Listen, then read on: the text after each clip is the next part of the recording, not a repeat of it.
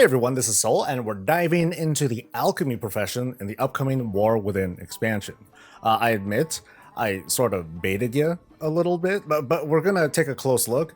Just don't expect a step-by-step perfect instruction manual, knowing that things can change between now and launch. But what I am going to do is give you the gist on what it's going to feel like to level and progress and make cool stuff in what is always, this was always going to be a very busy profession. By the end, you'll have an idea of what to make, and you'll be able to walk away with maybe a few build ideas for your favorite crafts, and you'll be able to answer a couple questions for yourself, like do you want to make potions or flasks and vials? Do you want to turn low quality goods into higher quality something else's, or produce epic gems? Yeah, you can make epic gems too. I made a big introductory video on what to know about professions in the upcoming expansion. I suggest giving that a watch first if you haven't already, because we're gonna dive right in. So please hit the like button, subscribe for more WoW coverage, catch me live on Twitch, and let's go, because it's really hot in here. Let's start off with these new experimentation abilities.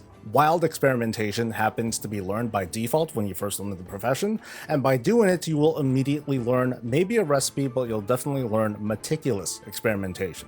The wild version happens to consume 20 herbs, but has no cooldown, that is, unless you fail and you explode. This might seem kind of familiar. You'll then receive a 15-minute debuff before you can resume experimenting, but otherwise there's no cooldown. The meticulous version has a higher success rate, but it does have a daily cooldown and it requires a few other reagents. Now, here's the thing with experimenting in the War Within.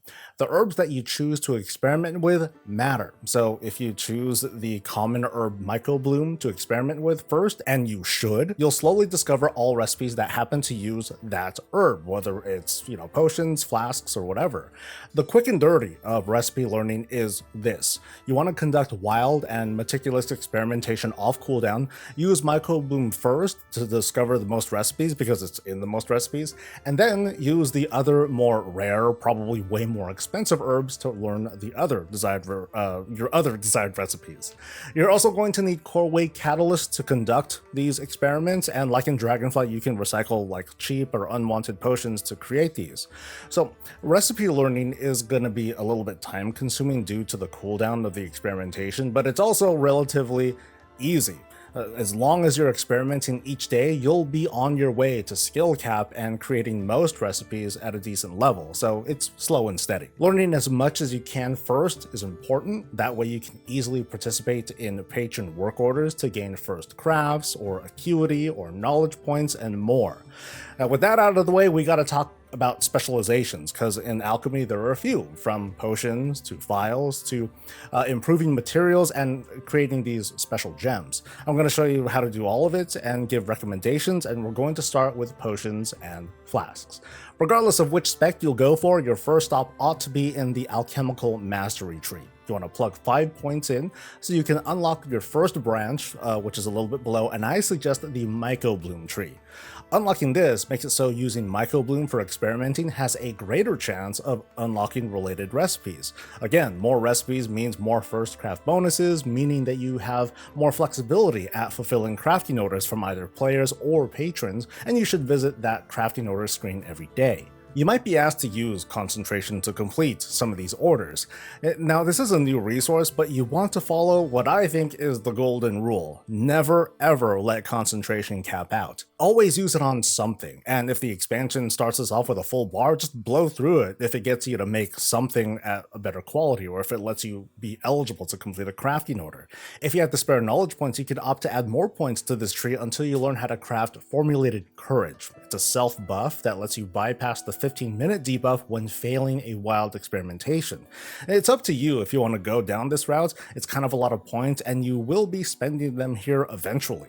If you manage to have a lot of resources but not a lot of time, okay, maybe you want to take this route and blow a bunch of herbs on experimentation, or you can hold on to these points too. It's really your call. But anyway, at this stage, you're at the early recipe learning and experimentation phase, and you'll keep at this until you reach a skill level of 50, just doing like first crafts or whatever happens to be an orange or yellow recipe. You might be able to finish this in a few hours or a few days. It really just depends on your sense of urgency. From here though, once you hit skill level 50, it's time to make a choice. Do you want to go flasks or potions. Regardless of your choice, it's pretty easy to navigate through these specializations, which I find pretty cool. So just go ahead and choose whichever spec, and for maximum quality, or in other words, to minimize the concentration spent for boosted crafts, you want to fill up this main trait all the way, and in the meantime, activate the bulk production talent. Once the main trait is maxed out, pump points into the bulk production talent again. And by the way, the perk for increased flask durations, that's come back, like woohoo. Alchemy also has a new buff called Spillover. When you craft flasks or phials or potions, you get 1 stack of Spillover. Each stack gives you bonus multi-craft, it stacks up to 10 times, and it lasts for 5 minutes. This also gets a little bit stronger as you spec deeper into these bulk production talents. So the strategy here is to kind of, I guess, warm up by crafting cheap, low-quality goods to build this buff up, and then mass craft or, whatever it is you're going to do until you're done. Now, this might be harder to do for flasks, especially early in the expansion, but as the markets settle, you'll want to take advantage of the spillover buff and consider doing your mass crafting during periods when you have a lot of materials and or concentration to work with. Anyway, the reason why I'm telling you to go for multi-craft instead of quality is because you're already here in this tree, and maxing out multi-craft is just 25 points away. Meanwhile, once you start really pushing quality to reduce that concentration cost, you'll be going on a very long 200-point journey. Under Alchemical Mastery, each of the 5 nodes here has to do with one of the herbs in War Within. Points into these talents go towards recipes that use these specific herbs. So if you want to max out on health potion quality, what you have to do is max out the herb for that recipe, which is Myco Bloom. If it's a mana potion, you want to max out Myco Bloom and Blessing Blossom. If you want to max out tempered potions, now it's Myco Bloom, Lure Drop, and Erythor Spear. Mastering this will also go towards the reagent that you need to create cauldrons for both flasks and potions. My vote goes to Tempered Potions as the most high value potion, and for flasks, Alchemical Chaos. Good luck mastering these, but I also want to add in a word of reassurance. Well before this, you can already start crafting these items at maximum rank. What you'll encounter is the challenge of how often will you be able to craft at this max rank, and the point investment that you'll make over the course of the expansion will determine if it's going to be like once a day or constantly. As for alchemy tools and enchants, I'm always going to suggest multi-craft for flasks and potions. A single proc is way more powerful than what resourcefulness can give you. However, you'll probably use multiple kinds of tools and enchants throughout your alchemy career. Multi-craft with an ingenuity enchant is ideal when crafting for yourself or for the auction house. Resourcefulness, on the other hand, is great for crafting orders and thaumaturgy, which we're going to get to in a bit. And also, on a kind of side note, because it's a pretty small thing, the alchemy trinkets, it's still there, it's very easy to craft too, and to even max out the skill level, especially if it's for yourself. The only spec that affects it is Alchemical Mastery, and of course you want to use good materials. With a mix of that and other skill contributions, followed by a dose of concentration, you can have a mythic version of this trinket with very little trouble, apart from getting whatever crest that you need. But now we need to talk about transmutes, or what we should be calling it by its spec name, Thaumaturgy. It's pretty crazy with some very interesting ideas. It's almost like a profession unto itself because of how involved it is, and yet all it is really is taking random materials and turning them into other kind of sort of random materials. Learning the spec teaches this skill called Thaumaturgy. It has no cooldown, and it takes a stack of 20 kinds of herbs, ore, skins, cloth, even enchanting dust, and it turns them into a random assortment of pre-assigned materials. Now, what I said made like no sense, so I'm going to throw up this chart based on my findings. There are 3 of what I'm going to call families. There's mercurial, there's ominous, and there's volatile, with different gathering materials that are listed under them. If you use Thaumaturgy on any of the materials in this family, it's going to be transformed into other materials in this family.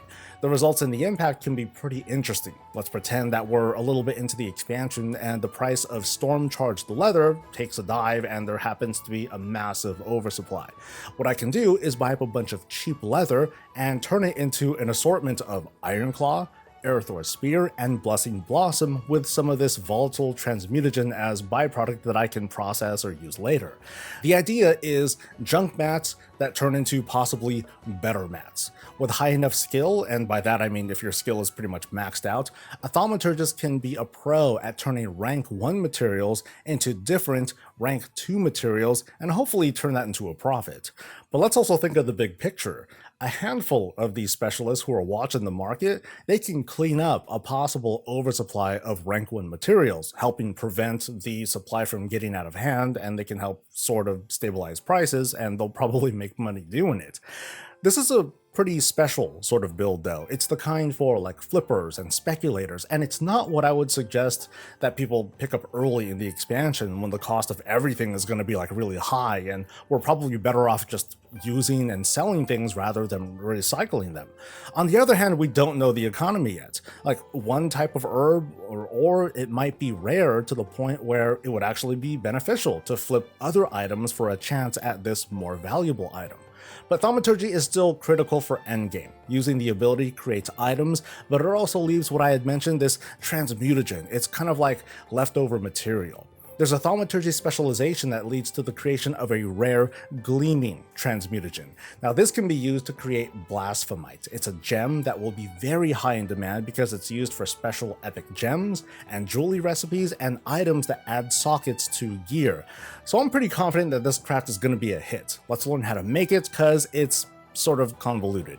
Starting from a skill level 25, you want to go straight to Thaumaturgy and plug 10 points into the main skill. And then, now that you can branch off, pick up Ominous Materials. You'll learn an ability called Ominous Coalescence that you're pretty much never going to use, outside of maybe getting a knowledge point. Plug 5 points into this Ominous Materials thing, and now you can start discovering a special rare transmute recipe. Now we're going to use the Thaumaturgy ability and plug in a material under the Mercurial family. I'm going to guess chitin or acarite is going to be what's cheap.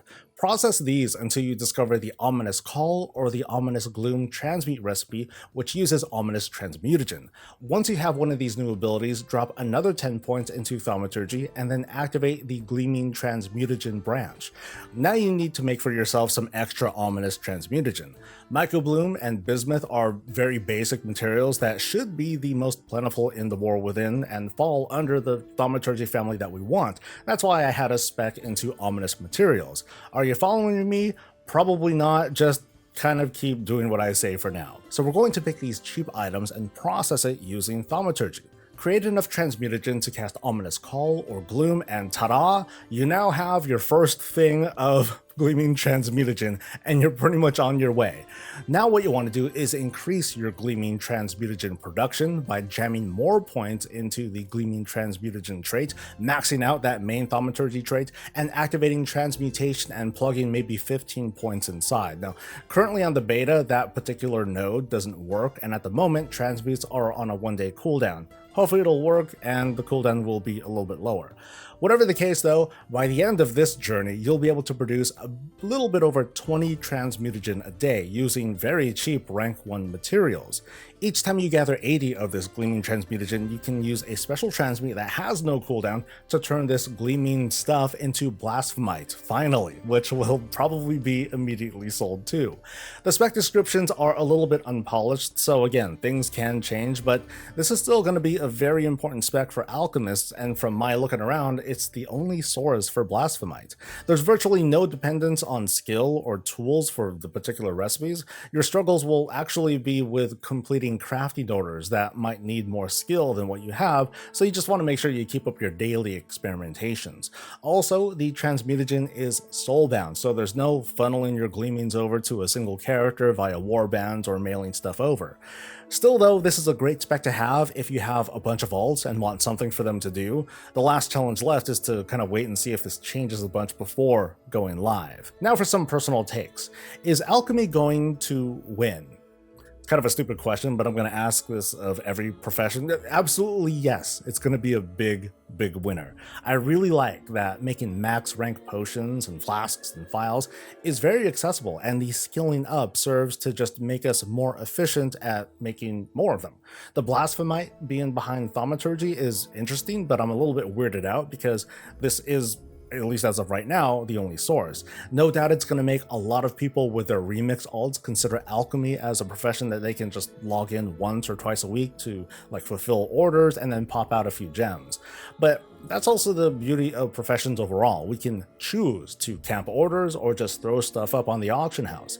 I think players are going to see that those options are available to them, especially here with Alchemy. It's mostly an auction house based sort of thing. The question is if they'll embrace those options or protest that they'd rather do professions like a different way. But again, I think with Alchemy, you're pretty safe with where, people pretty much know what they're getting into. But anyway, that's the guide. It's the first one that I'm doing, and I hope that I covered most everything. If not, please ask questions and leave feedback, and I'll apply that feedback for the remaining profession video things. Please like and share the video if it was helpful, subscribe for more coverage, catch me live on Twitch, and I'll catch you later. Stay safe, stay healthy, and stay breezy.